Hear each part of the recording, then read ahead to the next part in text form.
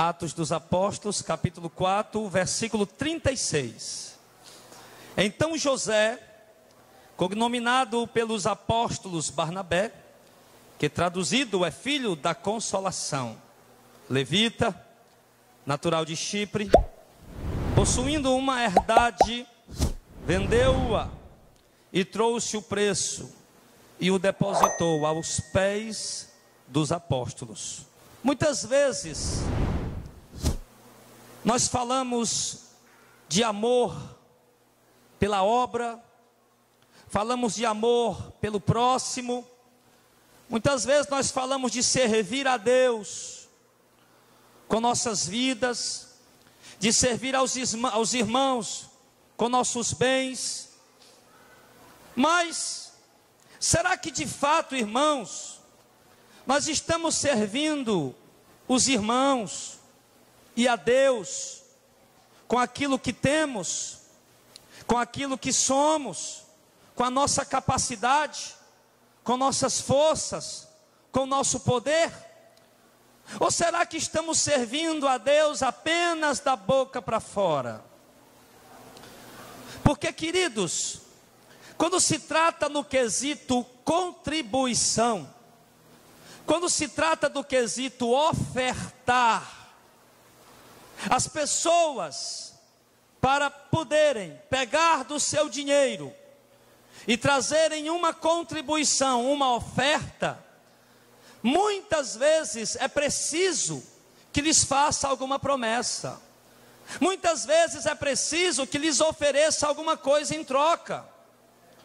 E assim as pessoas se prontificam em abrir sua carteira, enfiar a mão no bolso e trazer uma oferta de um valor, de um bom valor, para contribuir com a obra do Senhor. Só que eu quero lhe dizer, meu irmão, que essa forma de ofertar não é correta. Porque quando se pega, por exemplo, o que se pode fazer de melhor para ajudar a igreja, ou de melhor para ajudar algum irmão necessitado, quando se faz isso por uma proposta de retorno, você não está servindo a Deus, você está fazendo isso como se fosse depositando ou jogando numa loteria, esperando um prêmio, esperando uma recompensa. Porém, a palavra do Senhor nos ensina como devemos servir a igreja, os irmãos, a obra, financeiramente, da forma correta, da forma que agrada a Deus. E essa palavra, ela é importante a ser pregada esta noite para nós, por quê? Porque nós poderemos aprender, ser tocados, a reconhecer que a obra tem necessidades. E quais são as necessidades da obra? É que o pastor ande em um carro importado? É essa a necessidade da obra? Quais são as necessidades da obra?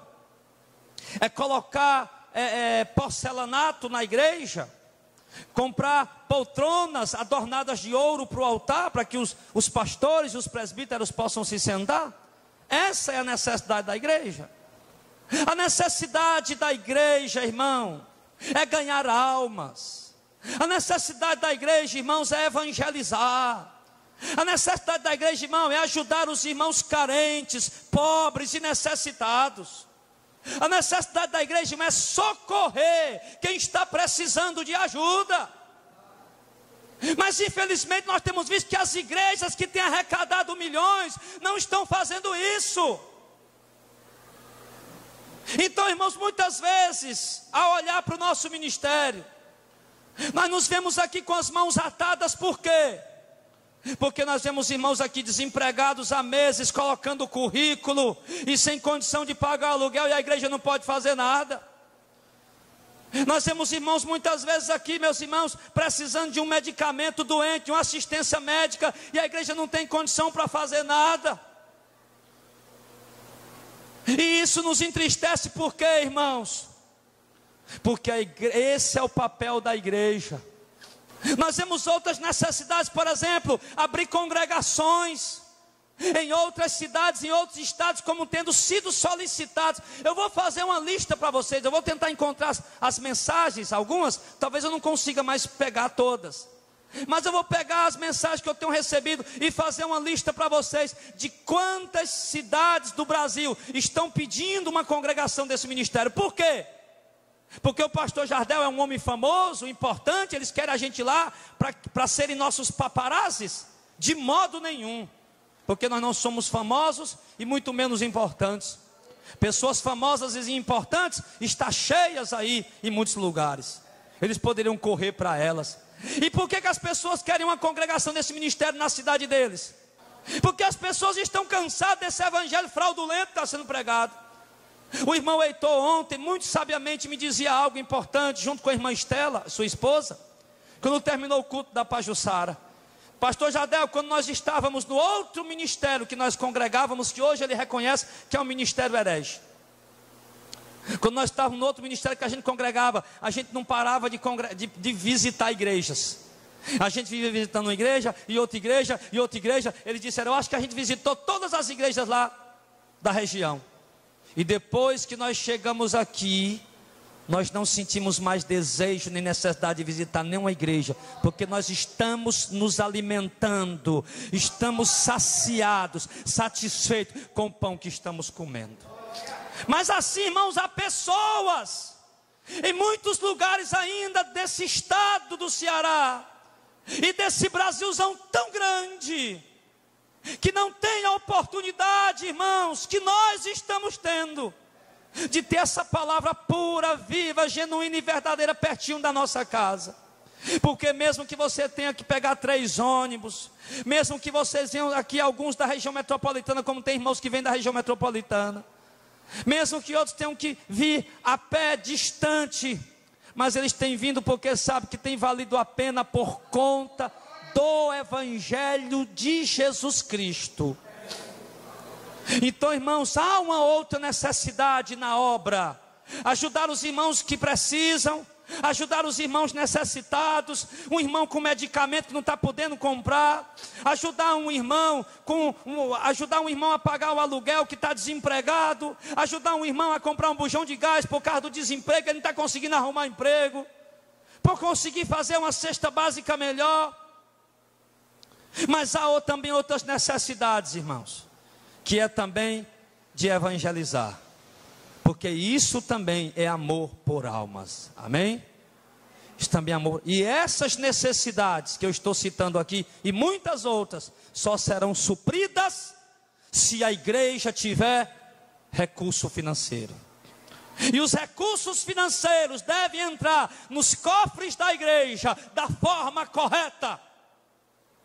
Não se pode entrar recurso na igreja, meu irmão, de uma forma ilegal, ilícita, mediante a única lei que devemos seguir, que é a palavra de Deus.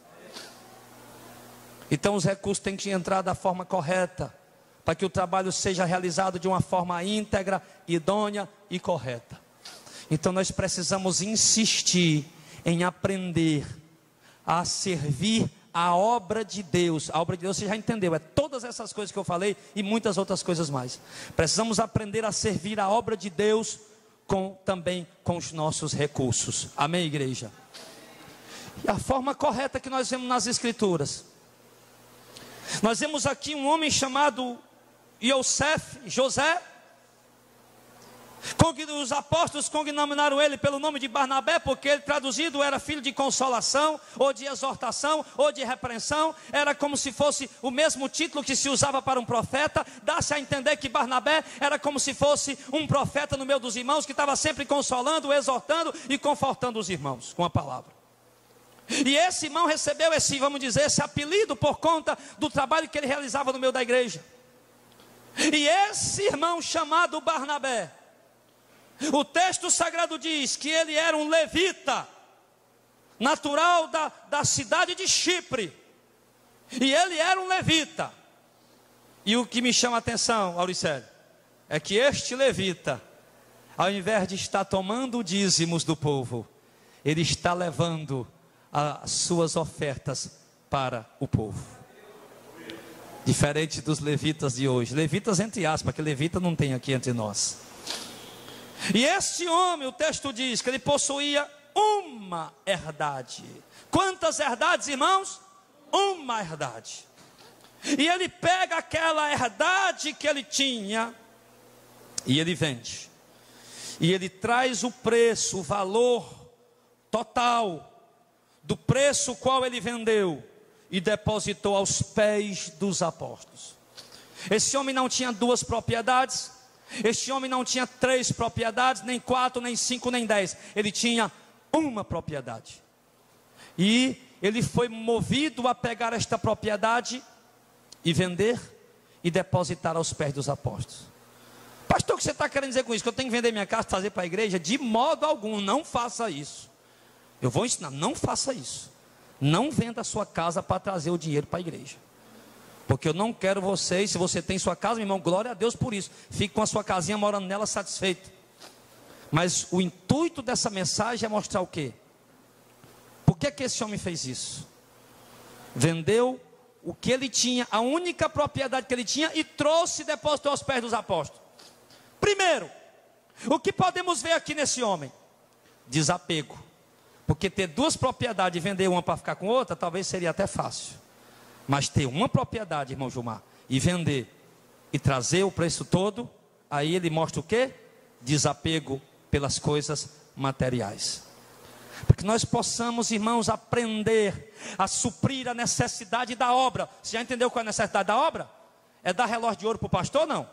Inclusive esse relógio aqui, irmão, né? Tem gente pensando que é relógio caro, né? Esse relógio aqui é baratinho, eu ganhei, viu? Me deram. É um reloginho simples, barato. Inclusive, de vez em quando ele está parando, eu tenho que dar uma chacoalhada nele. Mas graças a Deus ele serve para dar as horas aqui. Então, irmão, a necessidade da obra, quando eu digo, nós temos que aprender a ser desapegado com nossos bens e servir a obra de Deus com nossos bens. Mas as necessidades da obra de Deus não é o quê? Não é pastor estar andando com relógio de ouro. Não é pastor estar pegando dinheiro da igreja para andar em carro importado. Quando eu disse a necessidade da obra, eu já expliquei.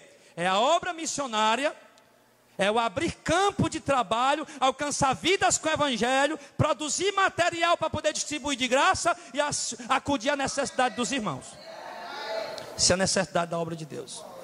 Agora, nós temos que aprender que Barnabé fez isso porque ele era desapegado dos bens materiais. Nós só poderemos, irmãos, ajudar a obra de Deus de verdade, de uma forma significativa, se nós também formos desapegados dos bens materiais. Desapegados dos bens materiais. Repito, eu não estou mandando você vender a casa que você tem e trazer para a igreja. Pelo amor de Deus, não faça isso em nome de Jesus. Nem venda seu rádio, nem sua bicicleta, nem sua televisão, nem o seu carro para trazer para a igreja. Eu não estou mandando você fazer isso. Quem está entendendo, diga amém. Amém. Eu estou falando que nós temos que ter desapego dos bens materiais. Porque esse homem aqui, meu irmão, ele tinha quantas propriedades? Uma. E ele vendeu e deu ela toda para a igreja, aos pés dos apóstolos. Aquele homem deu uma oferta significativa. Ele não deu qualquer coisa, você viu? Ele deu uma oferta significativa. É por isso que eu sempre ensino para os irmãos. O que é que eu digo? E aprenda vocês também que estão ouvindo aí pelo YouTube. Para a igreja de vocês, também vocês adotar esse exemplo bíblico. Que você não precisa se preocupar em todo culto trazer alguma coisa para dar de oferta. Porque o pessoal já andar em igrejas por aí, que na hora da oferta fica constrangido. Não, eu tenho que dar, porque senão todo mundo vai dar. E eu tenho que dar. E aqui não tem esse negócio.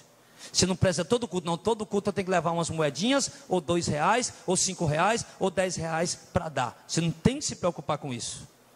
O importante é que quando você recebe o seu dinheiro que você ganha, do seu trabalho, do seu suor, quando que o dinheiro que você ganha, o importante é que quando você recebe esse dinheiro, você tira uma quantia que você sabe que é significativa para ajudar a obra do Senhor. E pronto.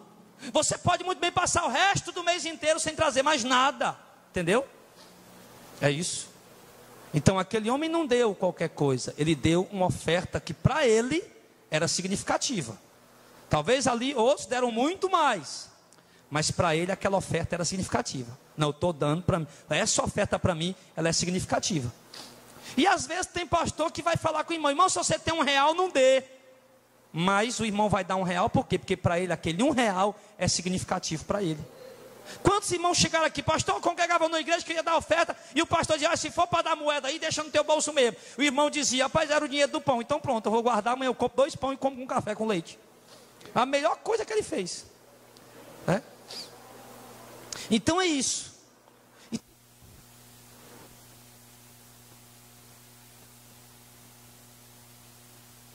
Oferta significativa, ela não está no tamanho do valor dela, certo? Se o irmão aqui deu 1.000 ou se o outro deu R$5, ela está no coração de cada um. Eu sei quando eu dou uma oferta significativa, e eu sei também quando eu dou uma oferta de qualquer jeito. Eu vou deixar isso aqui de qualquer jeito, pronto. Mas eu sei quando eu dou. Você sabe ou não sabe? Nós sabemos. Quando nós damos uma oferta: rapaz, isso aqui eu estou dando porque para mim isso aqui é significativo. Foi o que Barnabé fez. Por quê? Porque era desapegado. Mas os avarentos nunca conseguirão dar uma oferta significativa. Por quê? Porque eles sempre estarão reclamando da sorte. Ele pode hoje estar ganhando 500, ou não vou dar, porque não posso, estou apertado. Amanhã ele está ganhando 1.000, ou também não vou dar, porque eu estou apertado. Depois ele está ganhando 5.000, eu também gostaria muito de dar, mas eu também estou apertado. E ele nunca vai conseguir dar uma oferta significativa, porque ele é mesquinho, avarento, como diz aqui no Ceará, canguinha mão de vaca. Canguinha mão de vaca. E pensa, mão de vaca é bom cozido, né? Com pirão é bom, mas desse jeito aí não presta não. É canguinha mão de vaca. Ele sempre está lá: não, se eu pudesse, se eu pudesse, se eu pudesse, se eu pudesse. E ele nunca pode, mesmo que o salário dele aumente, ele nunca pode. Por quê? Porque ele é avarento, apegado aos bens materiais. Mas se ele tivesse numa igreja que o pastor prometesse que ele ia receber 10 vezes mais, aí ele daria. E assim Deus não ia estar recebendo. Então a primeira coisa que nós vemos aqui com Barnabé: ele foi desapegado. Agora o desapego daquele homem era produto de quê, irmão? Era produto do zelo e do cuidado e do amor que ele tinha pela igreja.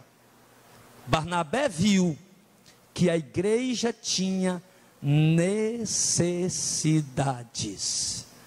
Barnabé viu que a igreja tinha necessidades, que a obra de Deus tinha necessidades, que havia irmãos na igreja que eram pobres e precisavam de ajuda, que a igreja precisava enviar missionários e precisava de recursos para isso, que igrejas precisariam ser abertas em outras cidades, em outros estados, em outras nações, e a igreja precisaria de recurso para isso. Então Barnabé viu a necessidade, e ao ver a necessidade e a carência, ele foi movido de compaixão, de amor, de um despertamento para estender a mão para a obra que estava necessitada. E o interessante, irmãos, é que a terceira coisa, você viu a segunda coisa o quê? Ele se compadeceu pela necessidade da obra. Você lembra disso? Lá em 2 Coríntios capítulo 9, quando Paulo está falando das contribuições que estão coletando para os crentes pobres da Judeia, ele fala que, embora no capítulo 8, Paulo é muito claro, diz que aquela coleta está sendo feita pela necessidade de ajudar os crentes pobres da Judeia.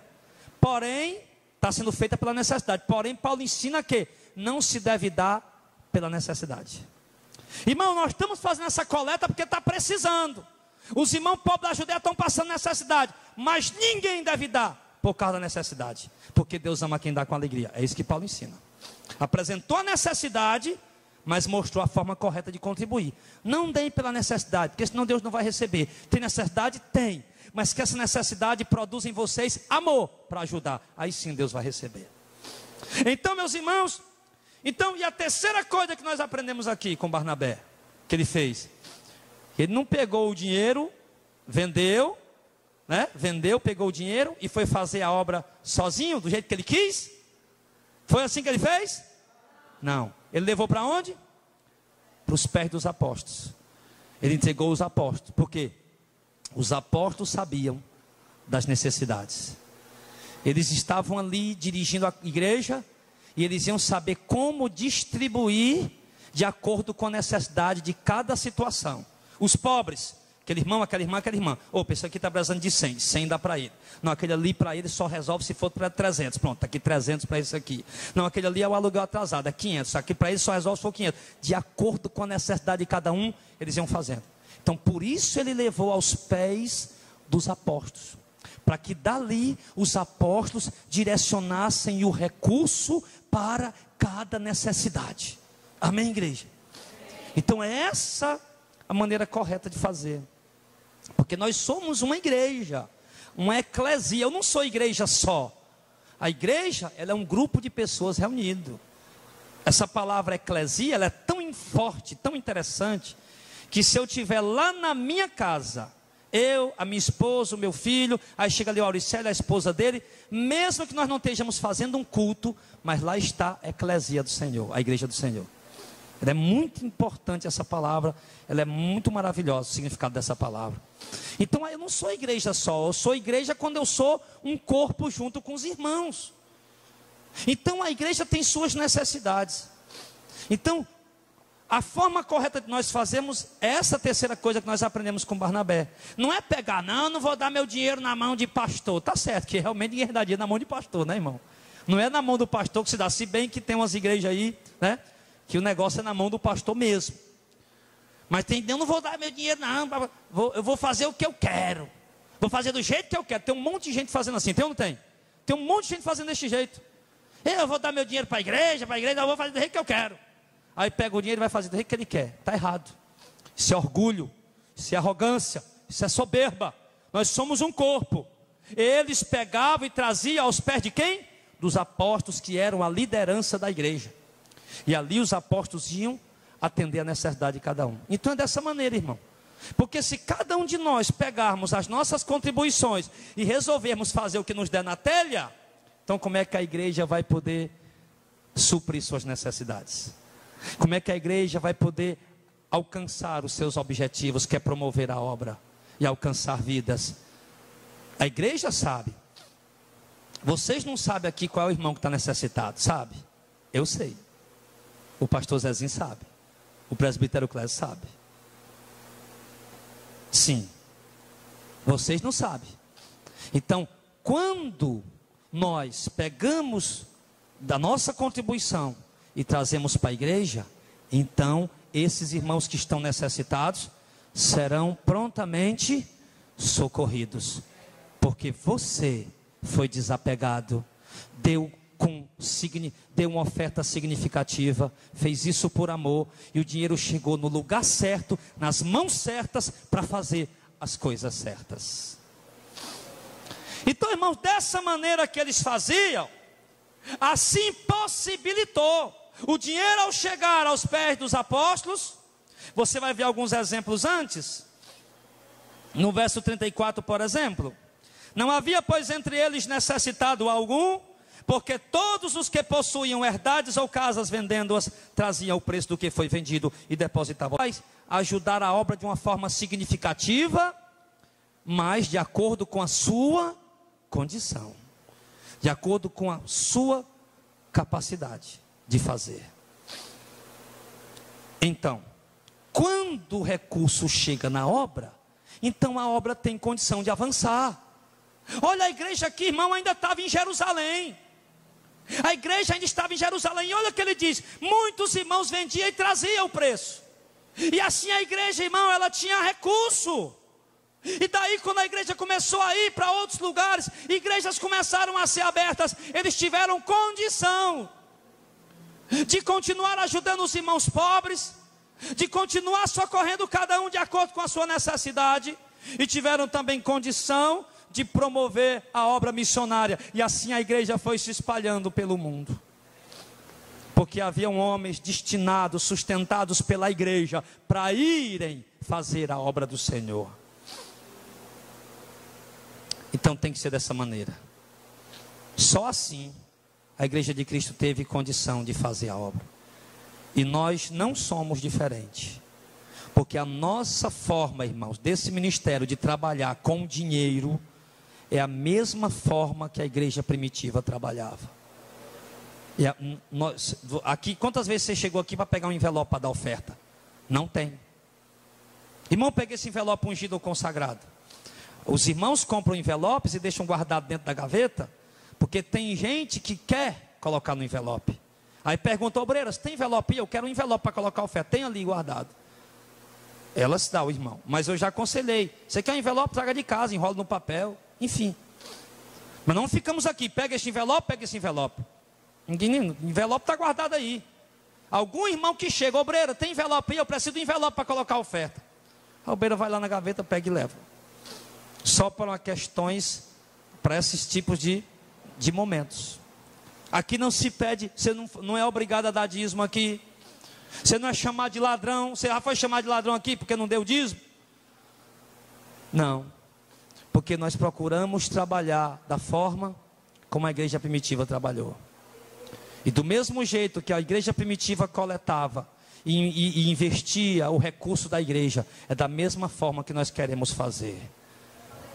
Há uma necessidade, como tinha na igreja primitiva, de ajudar irmãos necessitados. Há uma necessidade hoje de abrirmos igrejas, de abrirmos congregação para levarmos essas palavras, ganhar almas e apacentar as ovelhas que estão dispersas. Mas para isso, irmão, nós vamos precisar de condição de recurso. E esse recurso vai sair de onde? Dos cofres da prefeitura? Dos cofres do governo estadual ou federal? Deus me livre de uma hora dessa, de entrar um centavo aqui desses dinheiro aí. Deus me livre. Esse recurso que vai chegar para que a obra de Deus seja feita, para ajudar a obra de Deus, nesse sentido que eu falei, é de cada um de nós abrindo a mão e o coração como Barnabé fez. Amém, amada igreja? Então Barnabé trouxe aos pés dos apóstolos. Aí, irmãos, no capítulo 5, nós vamos ler agora.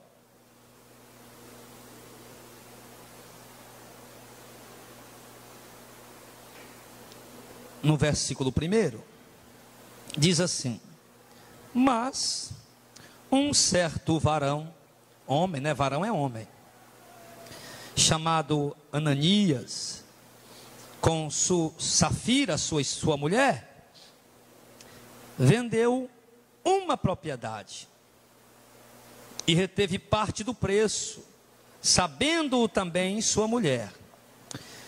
E levando uma parte, a depositou aos pés dos apóstolos.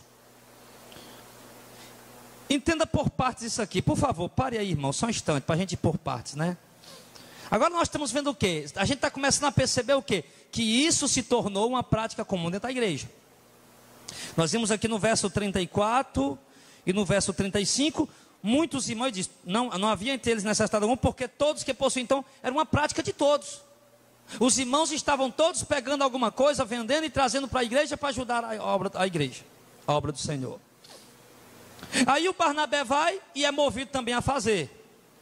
Aí quando o Barnabé vai e a igreja está fazendo, aí chega esse Ananias com a mulher dele, Safira, e vamos fazer também. Está todo mundo fazendo, vamos fazer também. E ali eles vão e vendem uma propriedade. Eu não sei quantas propriedades ele tinha. O texto diz que eles venderam uma. E eles vendem uma propriedade, só que eles pegam parte do preço da propriedade e escondem. E combinam entre eles para dizer, por exemplo, vender por 100 mil, vamos dizer que vendemos por 50. E chegaram lá, foi até onde estavam os apóstolos e fizeram do mesmo jeito, depositou aos pés dos apóstolos, como todo mundo estava fazendo. Está aqui para ajudar a igreja, a obra. Aqui, Pedro, nós vendemos por 50 mil essa propriedade e está aqui o dinheiro. E quando Barnabé, aliás, Ananias e Safira fazem isso, o Pedro olha para ele e diz o seguinte no verso 3: Ananias, por que encheu Satanás o teu coração, para que mentisses ao Espírito Santo e retivesse parte do preço da herdade? Guardando-a, não ficava para ti? e vendida não estava em teu poder? Por que formaste este desígnio em teu coração? Não mentiste aos homens, mas a Deus. Ananias, ouvindo estas palavras, caiu e expirou, morreu. E um grande temor veio sobre todos os que isto ouviram. Amém. Ananias acaba cometendo, irmãos, um pecado gravíssimo. Porque Ananias, ele vê todos os irmãos trazendo ofertas significativas para a obra, cada um de acordo com a sua condição. Vendendo propriedades, trazendo aquela alegria, aquele amor no coração de fazer. E aqui nós vemos Ananias fazendo algo que nós temos também que aprender. Isso para nós também não cometermos os mesmos erros. Nós aprendemos com Barnabé como fazer da forma correta. Agora aprender com Ananias como não fazer a coisa errada. Primeiro, Ananias não vendeu aquela propriedade por amor de ajudar a obra. Ele vendeu porque todo mundo estava vendendo. Ele era aquele tipo de crente, Maria vai com as outras. Não, peraí, se o irmão fizer, eu vou e faço também. Outro, eu só faço se o irmão fizer. Se o irmão fizer, der e ajudar, aí eu também ajudo. Se não der, eu também não ajudo. Era o tipo do crente Maria vai com as outras. Aí já que todo mundo estava fazendo, não, então eu vou fazer também. Mas não havia amor no coração dele. Então não adianta, filho, você pode vender sua casa, você pode vender seu carro, você pode vender as roupas que você tem, ficar nu no meio daí e morar embaixo da ponte. Ficou nu, vou morar embaixo da ponte. Mas se não tiver amor no que você está fazendo, você vai ser um Ananias. É verdade. É verdade. Você vai ser um Ananias. Por quê? Porque fez só porque os outros estavam fazendo. Isso é um equívoco. Não cometa isso, amém? É melhor você não fazer, não faça. O irmão fez porque ele sentiu amor pela obra. Se você vai fazer só para imitar ou querer ganhar algum elogio porque o irmão fez, não faça não, faça não. Deixe guardadinho lá, tá bom? No dia que você sentir amor e alegria, aí você vai e faz. Mas se não tiver amor e alegria, não faça não. Não faça. Pronto.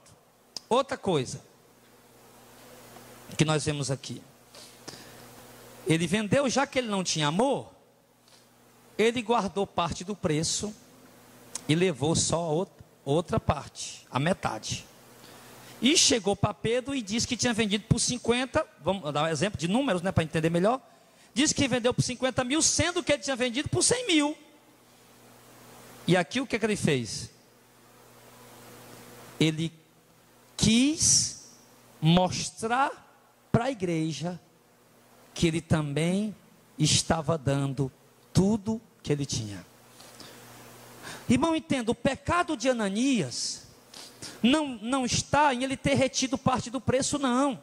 Olha o que Pedro falou. Ananias, por que o Satanás encheu o teu coração? Foi o diabo que colocou isso no coração dele.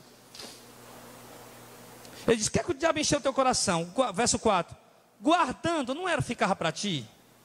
Ou seja, Ananias, podia ter vendido e ter ficado com o dinheiro todo, Ananias. É teu. Ou o que ele diz mais? E vendida não estava em teu poder? Ananias, a propriedade era tua, tu nem precisava ter vendido.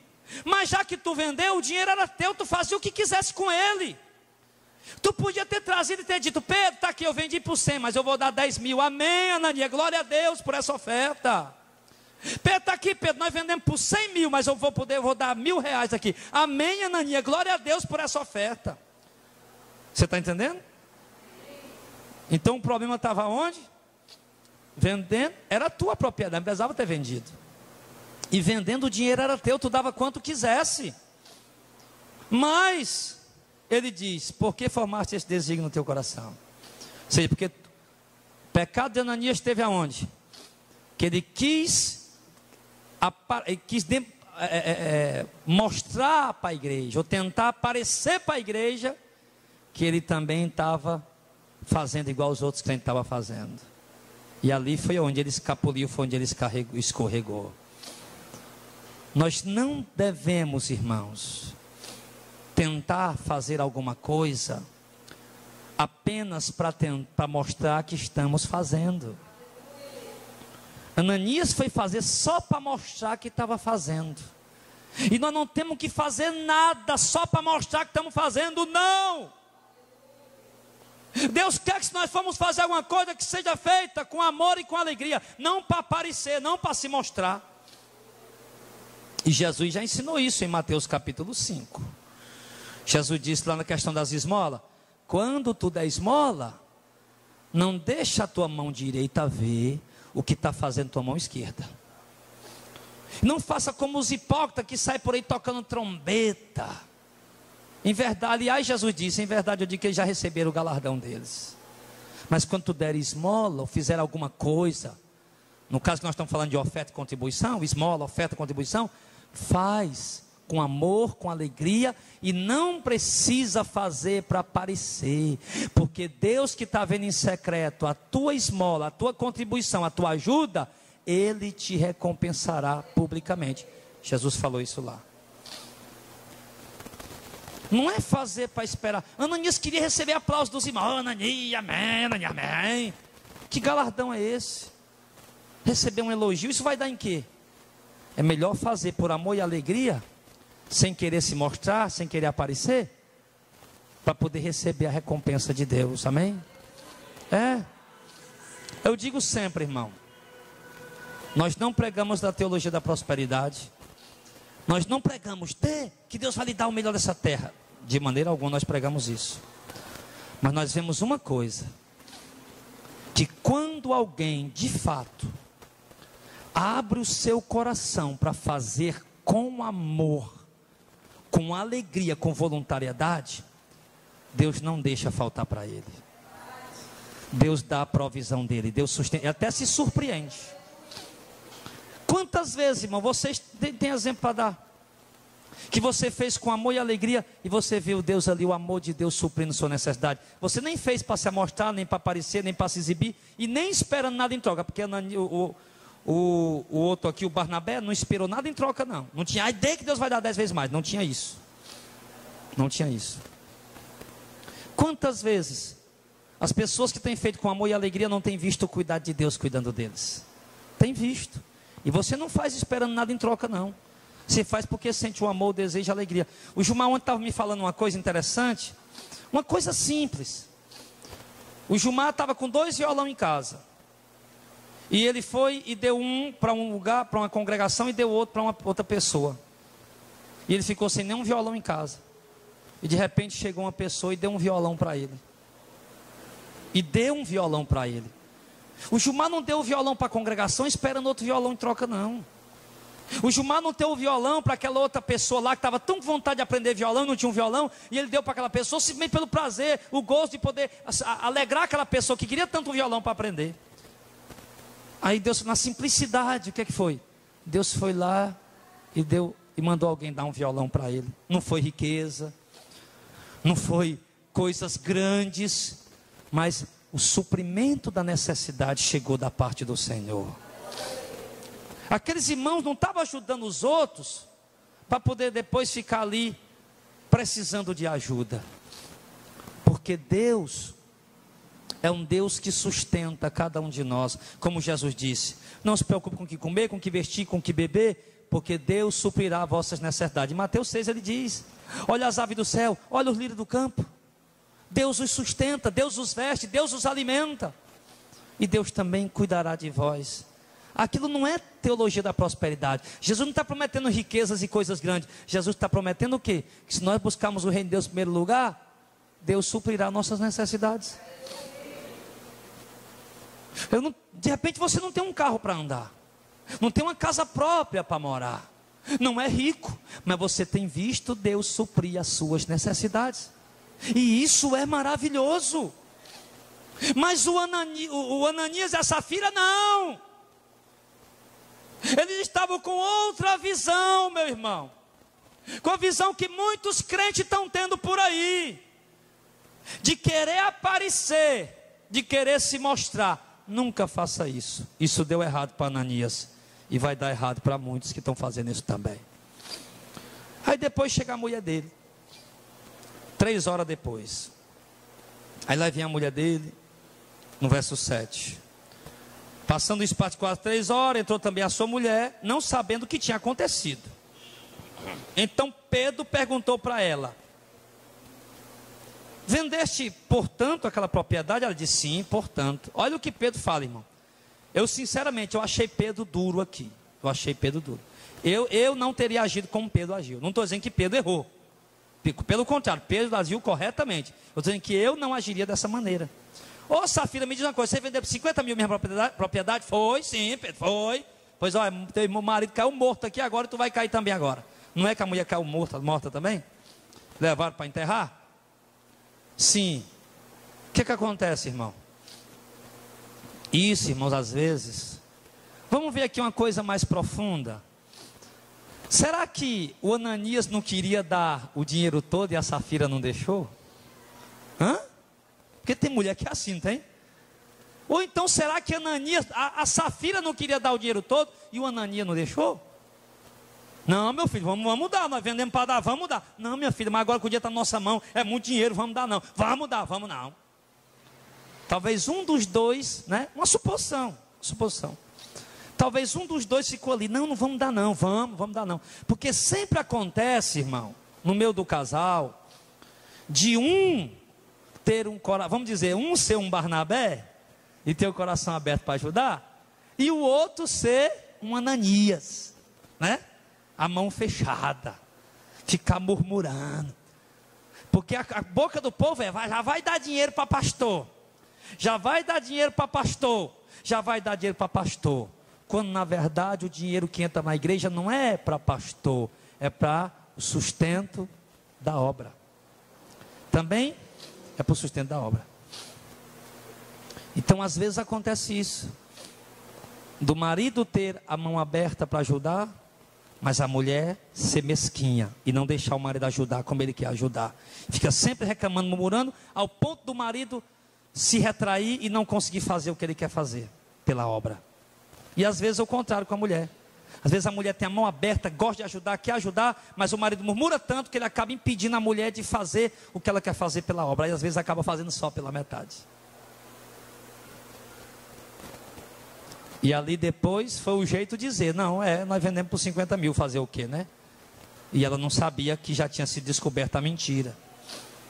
Então, irmãos, são coisas que nós estamos aprendendo, que são importantes para a nossa caminhada com Deus, amém? Porque nós temos visto, irmãos, não digo aqui, certo? Se tem aqui eu não sei, porque eu não fico lá na igreja. A gente presta conta a cada 3 meses, a igreja presta conta a cada 3 meses, do que entra e do que sai. Eu não fico lá com a tesoureira: cadê o nome de quem deu, de quem não deu? Eu não fico olhando. Eu não faço questão de saber. Por quê? Porque eu não vou saber quem deu, quem não deu, para estar aplaudindo ninguém, para estar desprezando ninguém, para estar elogiando ninguém, ou desprezando o outro que não deu. Não me compete, ou não me convém fazer isso. Se alguém está dando por amor, está dando por alegria, está dando por prazer de ajudar a obra, e Deus está vendo e vai recompensar cada um de acordo com o que Ele queira fazer.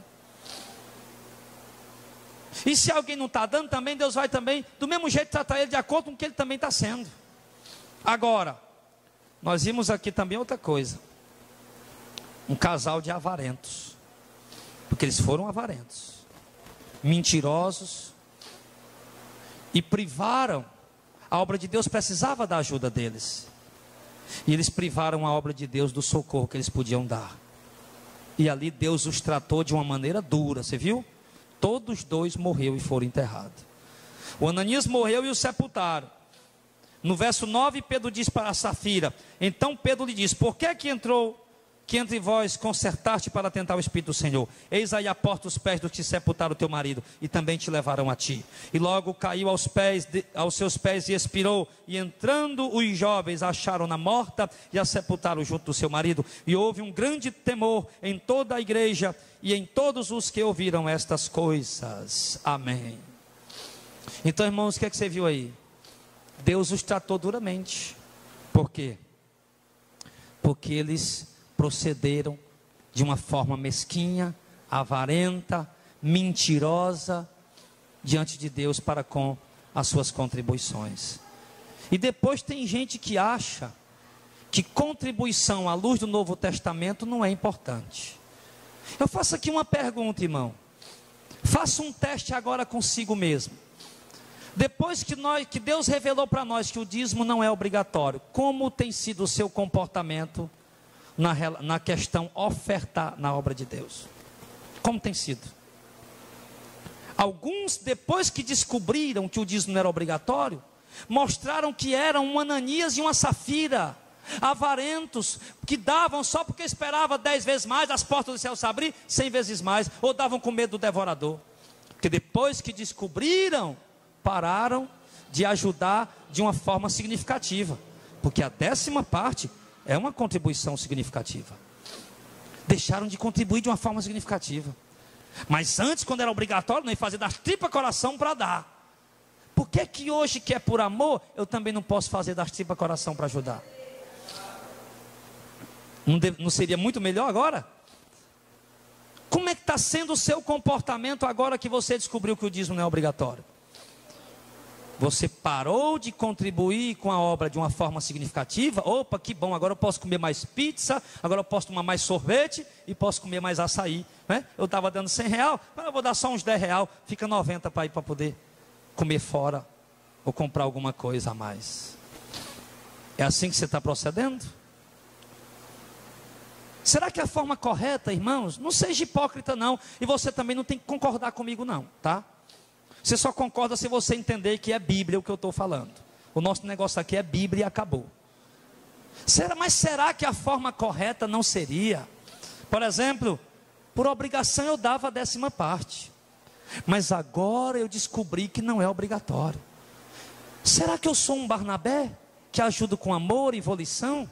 Ou será que eu sou um Ananias ou uma Safira que sou mesquinho e miserável e avarento e mentiroso? Será que a forma correta agora, depois que descobrimos que o dízimo não é mais obrigatório, será que a forma correta não seria a gente dar, talvez, até um pouco mais do que o que a gente dava antes? Será que é bíblico que eu estou falando? Sim ou não? Esses homens deram 10%? Nenhum. Todos deram mais. Todos deram mais. Será que depois que nós descobrimos que o dízimo não é obrigatório, será que nós não revelamos para nós mesmos que nós somos um Ananias e uma Safira? Sai daqui essa noite, irmão, pensando nisso. Isso é palavra do reino. Porque a mensagem que eu estou pregando aqui, ela deve convergir em contribuições de amor e de alegria para o avanço da igreja de Cristo na terra. Ou então, na retração dos avarentos. Na retração dos avarentos. Vai convergir em alguma coisa. Vai convergir ou em disponibilidade. Rapaz, sabe uma coisa? Eu estava um Ananias aqui, rapaz, não estava percebendo. Eu virei uma Safira, agora que eu dei fé. Meu Deus do céu. Mas agora eu quero agir como um Barnabé. Então veja como é que você tem se comportado depois que você descobriu.